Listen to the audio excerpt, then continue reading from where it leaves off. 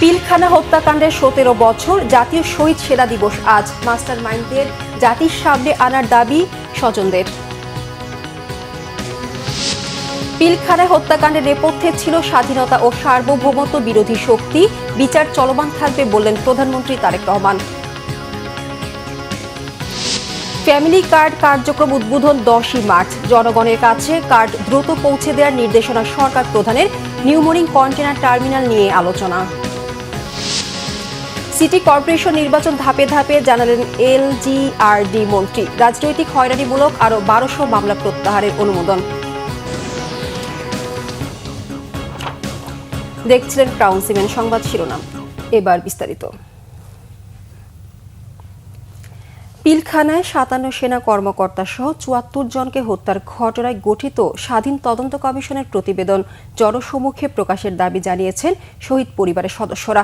তাদের আশঙ্কা, অদৃশ্য কোনো শক্তির চাপে তদন্ত প্রতিবেদন প্রকাশ করেনি অন্তর্বর্তী সরকার। সেই সাথে দায়ীদের দ্রুত আইনের আওতায় এনে বিচারেরও দাবি তাদের। 25 ফেব্রুয়ারি জাতীয় শহীদ সেনা দিবসকে সি গ্রেড থেকে এ গ্রেডে এনে শোক দিবস ঘোষণারও দাবি তাদের। বিস্তারিত জানাচ্ছেন জিয়া খান।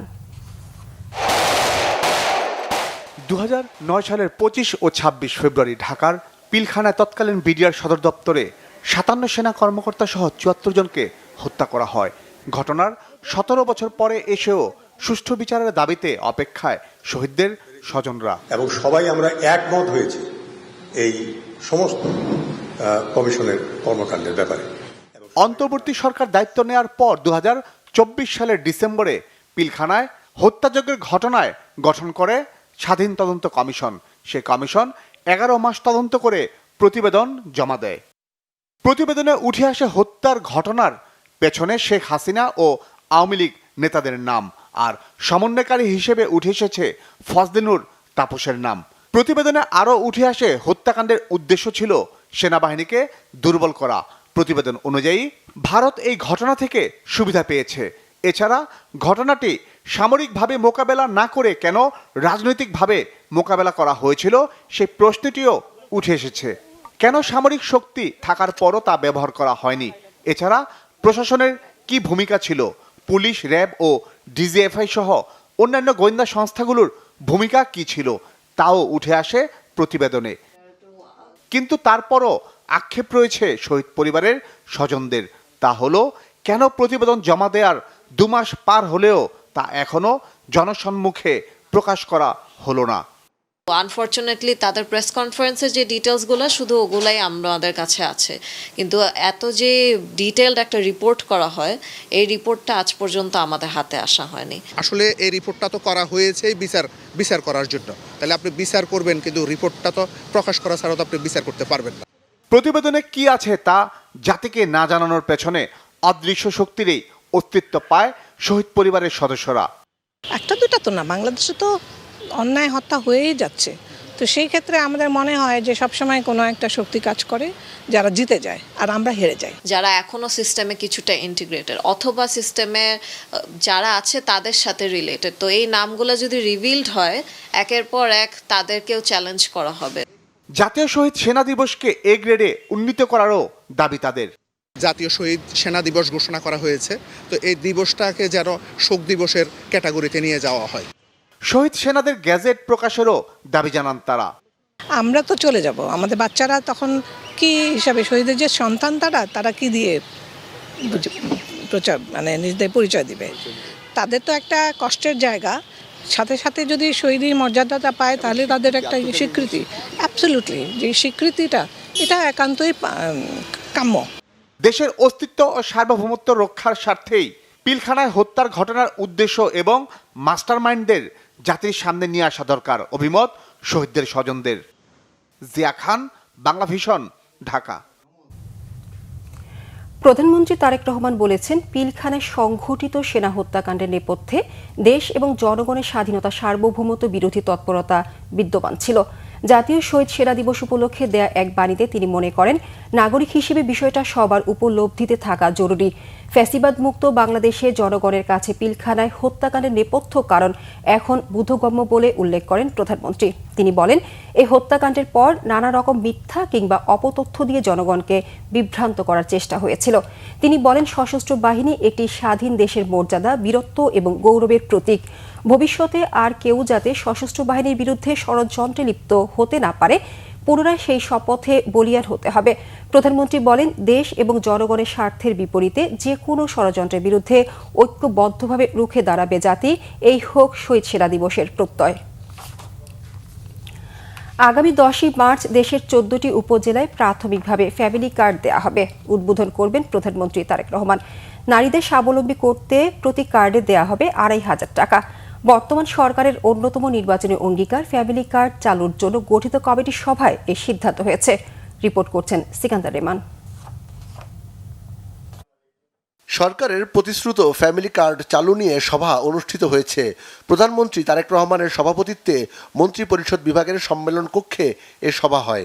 এতে অর্থমন্ত্রী আমির খুসরু মাহমুদ চৌধুরী, সমাজ কল্যাণ মন্ত্রী অধ্যাপক ডক্টর এজেডএম জাহিদ হোসেন সহ সংশ্লিষ্ট মন্ত্রী প্রতিমন্ত্রীরা উপস্থিত ছিলেন। প্রতিশ্রুতি অনুযায়ী দ্রুত কিভাবে ফ্যামিলি কার্ড জনগণের কাছে পৌঁছানো যায় সে বিষয়ে আলোচনা হয়েছে সভায়। আগামী 10 মার্চ ফ্যামিলি কার্ডের উদ্বোধন করবেন প্রধানমন্ত্রী তারেক রহমান।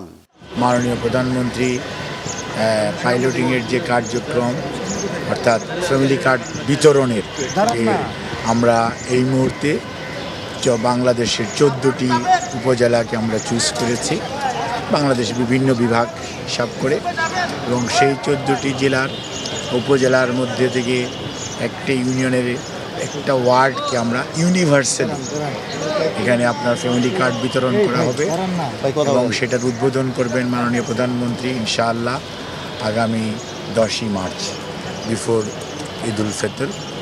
এবং এটা বাংলাদেশে একযোগে ওই দিন 14টি উপজেলার এটি কার্যক্রমটার সূচনা করা হবে এবং এটা কন্টিনিউয়াসলি চলবে এবং এই কার্যক্রম গ্রেজুয়ালি আপনার সারা বাংলাদেশে ছড়িয়ে দেওয়া হবে। এর আগে চট্টগ্রামের নিউ মোরিং কন্টেইনার টার্মিনালের বিষয়ে এক গুরুত্বপূর্ণ সভা অনুষ্ঠিত হয়। প্রধানমন্ত্রীর সভাপতিত্বে সভায় অংশ নেন অর্থ ও পরিকল্পনা মন্ত্রী আমির খুসরু মাহমুদ চৌধুরী, পররাষ্ট্রমন্ত্রী ডক্টর খলিলুর রহমান, আইন বিচার ও সংসদ বিষয়ক মন্ত্রী মোহাম্মদ আসাদুজ্জামান, সড়ক ও নৌ পরিবহন মন্ত্রী শেখ রবিউল আলম এবং বাংলাদেশ বিনিয়োগ উন্নয়ন কর্তৃপক্ষ বিডার চেয়ারম্যান আশিক চৌধুরী। যদি জাতীয় স্বার্থ রক্ষা করে কোনো ধরনের চুক্তি করা সম্ভব হয়, শুধুমাত্র সেক্ষেত্রেই আমরা চুক্তিটা করব, এরকম কথা ইন্টারিমের সময় বলা হয়েছিল। আমার মনে হয় যে কারেন্ট গভর্নমেন্টও সিমিলার একটা পজিশন হয়তো নিবে। এখনো আসলে এটা প্রথম দিনের মিটিং, আমার মনে হয় যে এটা নিয়ে খুব কনক্লুশন ড্র করা উচিত হবে না। না, উনি আজকে আমরা ওনাকে ব্রিফ করেছি, উনি আসলে আজকে ব্রিফ আমাদেরকে করেনি, উনি শুনেছেন এবং কিছু প্রাইমারি গাইডেন্স দিয়েছেন। সিকান্দার রেমান, বাংলা ভিশন, ঢাকা। স্থানীয় সরকার, পল্লী উন্নয়ন ও সমবায় মন্ত্রী এবং বিএনপি মহাসচিব মির্জা ফখরুল ইসলাম আলমগীর জানিয়েছেন, ভবিষ্যতে দলীয় প্রতীকে সিটি কর্পোরেশন নির্বাচন হবে কিনা সেটা সংসদে নির্ধারিত হবে। নতুন প্রশাসক হিসেবে রাজনৈতিক ব্যক্তিদের নিয়োগ দেওয়ার ফলে নগরবাসী আগের চেয়ে ভালো সেবা পাবেন বলে জানান তিনি। জিয়াউল হক সবুজের রিপোর্ট। মঙ্গলবার সচিবালয়ে স্থানীয় সরকার, পল্লী উন্নয়ন ও সমবায় মন্ত্রী মির্জা ফখরুল ইসলাম আলমগীরের কাছে যোগদানপত্র জমা দেন ঢাকা উত্তর ও দক্ষিণ সিটি সহ 6 কর্পোরেশনের প্রশাসকরা। এ সময় মির্জা ফখরুল ইসলাম আলমগীর জানান, মেয়াদ অনুযায়ী ধাপে ধাপে পৌরসভা ও সিটি কর্পোরেশন নির্বাচন হবে, তবে স্থানীয় সরকার নির্বাচন দলীয় প্রতীকে হবে কিনা তা সিদ্ধান্ত হবে সংসদে। আর এখানে যেহেতু আপনার সরকারি কর্মকর্তা দায়িত্বে ছিলেন, আমরা মনে করছি যে আপনার এখানে রাজনৈতিক ব্যক্তিরা থাকলে জনগণের সেবা তারা বেশি পাবে এবং ভালোভাবে পাবে, এটা আমাদের বিশ্বাস আর কি। এলজিআরডি প্রতিমন্ত্রী মীর শাহে আলম জানান, সরকারি কর্মকর্তাদের চেয়ে রাজনৈতিক নেতারা ভালোভাবে কাজ করতে পারবেন।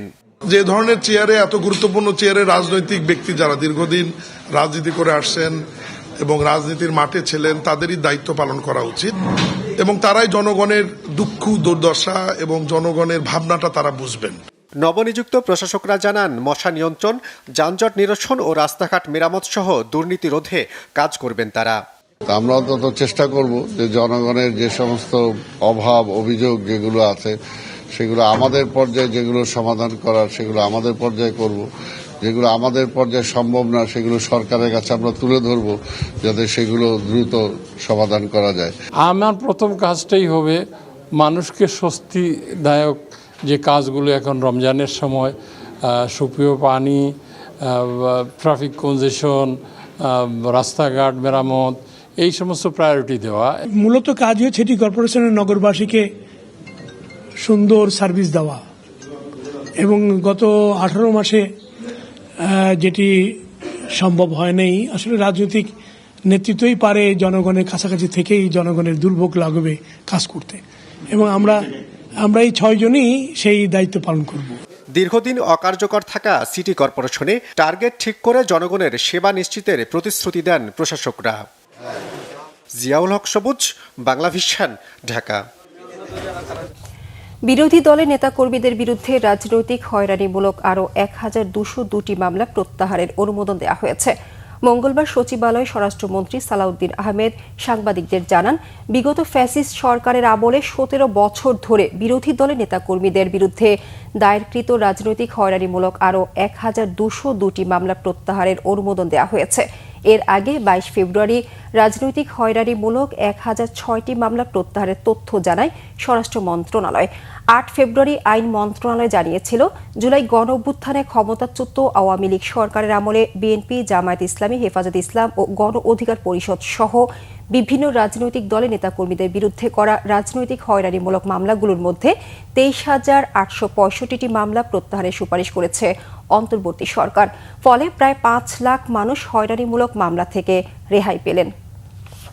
যে সমস্ত মামলায় শয়ে হাজারে হাজারে আসামি করা হয়েছে, এরকম কিছু মামলা আছে, ওখানে হয়রানির উদ্দেশ্যে বিভিন্ন হয়তো শত্রুতামূলক কিছু লোককে আসামি করা হয়েছে বিভিন্নভাবে, কিছু সুবিধাবাদী শ্রেণী, এরকম কিছু আমাদের নজরে এসছে। এগুলো যাচাই বাছাই করে আমরা ফাইন্ড আউট করবো, একটা বিহিত ব্যবস্থা করতে হবে, কারণ আইনের শাসন প্রতিষ্ঠা করতে হবে। আর মামলাবাজির মধ্য দিয়ে যদি কারো হয়রানি হয় তো সেটা আইনের শাসন হলো না।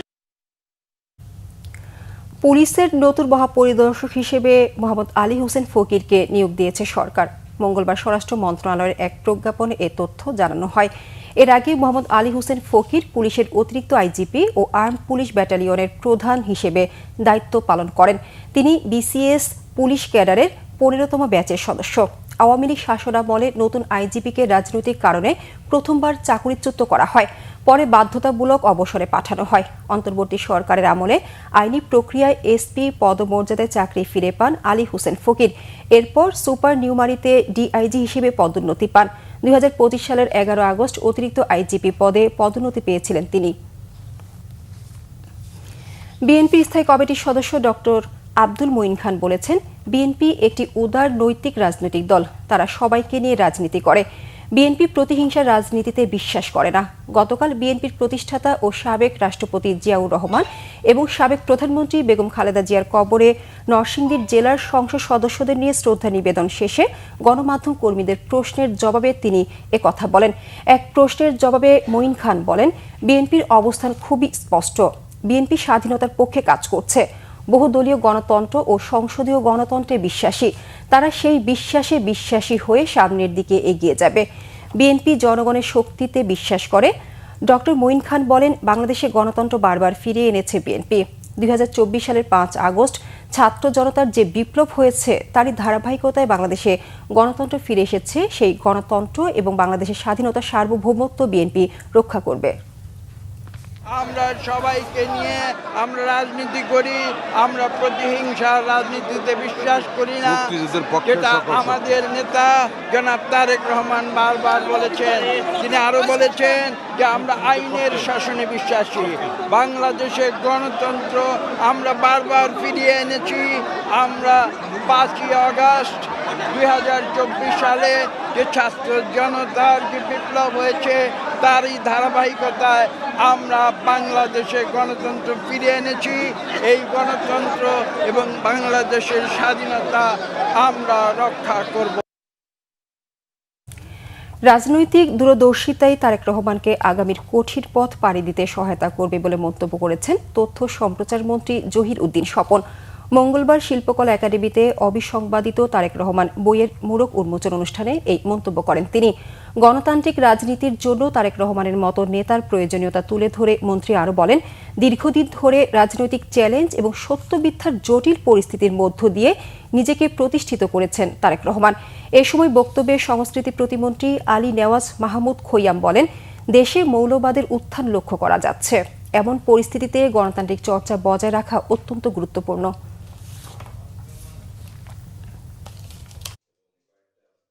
শেখ হাসিনার পতনের দিকে তাকাই, তাহলে সেখানে আমরা দেখব যে মানবিক গুণাবলীর থাকা অথবা না থাকা কিভাবে একজন রাজনীতিবিদের চলাচলের গতিকে, পথ চলাকে কিভাবে প্রভাবিত করে। তারেক রহমান ইতিমধ্যে প্রমাণ করেছেন সেই ব্যক্তিগত মানবিক গুণাবলী আছে, যেই গুণাবলী দিয়ে তিনি এই ধরনের একটা পিচ্ছিল এবং একটা অগ্নিঝরা পথে পার করে এখানে এসেছেন এবং বাকি সময়টাও তার পিচ্ছিল থাকবে। এবং আমরা খুবই নিশ্চিত যে তিনি এই যে প্রবন্ধগুলির মধ্যে দিয়ে তার যে জার্নিটা দেখেছি, এই জার্নিটাই এখন তিনি রাষ্ট্রনায়ক হিসেবে, সরকার প্রধান হিসেবে বাকি পথটাও এই কারণেই তিনি সম্পন্ন করতে পারবেন। বিএনপির প্রতিষ্ঠাতা শহীদ রাষ্ট্রপতি জিয়াউর রহমান ও সদ্য প্রয়াত বিএনপির চেয়ারপারসন সাবেক প্রধানমন্ত্রী বেগম খালেদা জিয়ার সমাধিতে শ্রদ্ধা নিবেদন করেছেন ঢাকার 2 সিটি কর্পোরেশনের নবনিযুক্ত প্রশাসক আব্দুস সালাম ও শফিকুল ইসলাম খান। ঢাকা উত্তর ও দক্ষিণ সিটি কর্পোরেশনের 2 প্রশাসক গতকাল সমাধিতে শ্রদ্ধা নিবেদন শেষে জিয়াউর রহমান ও খালেদা জিয়ার আত্মার মাগফিরাত কামনা করে দোয়া করেন। পরে সাংবাদিকদের ঢাকা দক্ষিণের প্রশাসক আব্দুস সালাম বলেন, মশক নিধন সহ নাগরিক সুবিধা বৃদ্ধির মাধ্যমে মহানগরীকে বসবাসযোগ্য করা হবে। এজন্য সিটি কর্পোরেশনের পাশাপাশি মহানগরবাসীকে এগিয়ে আসতে হবে। উভয়ে মিলে সমস্যা সমাধান করা হবে। দুর্নীতির বিরুদ্ধে জিরো টলারেন্স নীতি অনুসরণের হুঁশিয়ারি দেন। এ সময় ঢাকা উত্তর সিটি কর্পোরেশনের প্রশাসক শফিকুল ইসলাম খান বলেন, সততা ও নিষ্ঠার সঙ্গে কাজ করবেন, অব্যবস্থাপনা দূর করে উন্নয়নের দিকে জোর দেবেন। শেরপুর 3 আসনের নির্বাচন এবং বগুড়া 6 আসনের উপনির্বাচন আগামী 9 এপ্রিল অনুষ্ঠিত হবে বলে জানিয়েছেন ইসির সিনিয়র সচিব আক্তার আহমেদ। মঙ্গলবার আগারগাঁওয়ে নির্বাচন ভবনে এ তথ্য জানান তিনি। সচিব বলেন, আগে নিয়মেই সকাল 7:30 থেকে বিকেল 4:30 পর্যন্ত ভোট গ্রহণ চলবে। তফসিল অনুযায়ী 2রা মার্চ মনোনয়নপত্র দাখিল, 5ই মার্চ যাচাই বাছাই। তবে শেরপুর 3 আসনে গণভোট হচ্ছে না বলে জানান ইসি সচিব।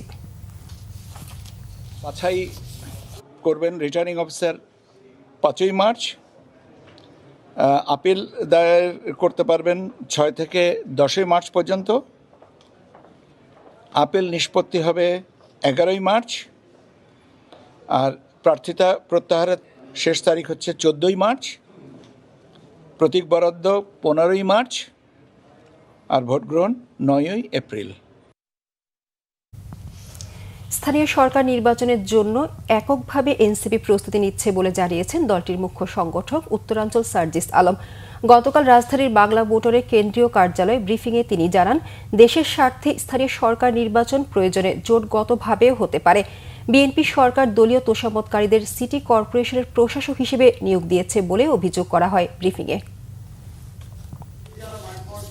স্থানীয় পর্যায়ে নির্বাচন এবং আমরা বিএনপি কর্তৃক দেখলাম যে সিটি কর্পোরেশন গুলোতে কিভাবে দলীয় তোষামতকারী প্রশাসক নিয়োগ দেওয়া হয়েছে। এই ধরনের বিভিন্ন অনাকাঙ্ক্ষিত ঘটনা বিএনপি তাদের জায়গা থেকে ক্ষমতার অপব্যবহার করে সরকার গঠন করার সাথে সাথে শুরু করেছে। স্থানীয় পর্যায়ে আমরা প্রত্যেকটা জায়গায় আমরা আমাদের এই প্রার্থীটা ঘোষণা করব। এখন পর্যন্ত তো সিদ্ধান্ত হচ্ছে আমরা এককভাবে এই লড়াইটার দিকে যাব। যদি শেষ সময় কি এরকম হয়, আমরা সবার সাথে বসে দলের যেটা বৃহৎ স্বার্থ থাকবে সেই স্বার্থটা আমাদেরকে আমরা আমাদের জায়গা থেকে সিদ্ধান্ত নিব। ইরান সম্ভাব্য সামরিক হামলা নিয়ে যুক্তরাষ্ট্রের শীর্ষ সামরিক কর্মকর্তার সতর্কবার্তা গণমাধ্যমে ভুলভাবে উপস্থাপনের অভিযোগ তুলেছেন মার্কিন প্রেসিডেন্ট ডোনাল্ড ট্রাম্প। সম্প্রতি মার্কিন গণমাধ্যমগুলো যুক্তরাষ্ট্রের জয়েন্ট চিফস অব স্টাফের চেয়ারম্যান ড্যান কেইনের বরাতে বলে, ইরানে হামলার পদক্ষেপ যুক্তরাষ্ট্রকে দীর্ঘস্থায়ী সংঘাতে জড়িয়ে ফেলার ঝুঁকি তৈরি করবে। পাশাপাশি মার্কিন সেনাদের হতাহতের শঙ্কাও রয়েছে। এমনকি যুক্তরাষ্ট্রের হামলার পর ইরান পাল্টা হামলা চালালে পরিস্থিতি মোকাবেলায় প্রয়োজনীয় অস্ত্র ও আঞ্চলিক মিত্রদের সমর্থন নিয়েও প্রশ্ন তোলা হয়। এসব খবরকে ফেক নিউজ আখ্যা দিয়ে প্রেসিডেন্ট ট্রাম্প বলেন, জেনারেল কেইন যুদ্ধের বিরোধিতা করেননি। সম্ভাব্য যুদ্ধ নিয়ে প্রকাশিত খবরগুলো ইচ্ছাকৃতভাবে ভুলভাবে উপস্থাপন করা হচ্ছে। এদিকে সম্ভাব্য হামলার প্রস্তুতি হিসেবে মাস্টার প্ল্যান হাতে নিয়েছেন ইরানের সর্বোচ্চ নেতা আয়াতুল্লাহ আলী খামেনি। সংবাদ শেষ করব ক্রাউন সিমেন্ট শিরোনামগুলো আরেকবার জানিয়ে। পিলখানা হত্যাকাণ্ডে 17 বছর, জাতীয় শহীদ সেনা দিবস আজ। মাস্টার মাইন্ডদের জাতির সামনে আনার দাবি স্বজনদের। পিলখানায় হত্যাকাণ্ডের নেপথ্যে ছিল স্বাধীনতা ও সার্বভৌমত্ব বিরোধী শক্তি, বিচার চলমান থাকবে বললেন প্রধানমন্ত্রী তারেক রহমান। ফ্যামিলি কার্ড কার্যক্রম উদ্বোধন 10ই মার্চ। জনগণের কাছে কার্ড দ্রুত পৌঁছে দেওয়ার নির্দেশনা সরকার প্রধানের। নিউ মর্নিং কন্টেনার টার্মিনাল নিয়ে আলোচনা। সিটি কর্পোরেশন নির্বাচন ধাপে ধাপে, জানালেন এলজিআরডি মন্ত্রী। রাজনৈতিক হয়রানিমূলক আরও 1200 মামলা প্রত্যাহারের অনুমোদন। এই ছিল এখনকার মতো। পরের সংবাদ সকাল 10টায়। এর আগে 9টায় রয়েছে নিউজ টপ 10 দেখার আমন্ত্রণ রইল। এছাড়া বাংলা ভিশন সংবাদ ও সংবাদ সংশ্লিষ্ট অনুষ্ঠান দেখতে ভিজিট করুন www.bvnews24.com ও facebook.com/banglavisionnews এবং সাবস্ক্রাইব করুন youtube.com/banglavisionnews। ধন্যবাদ সবাইকে।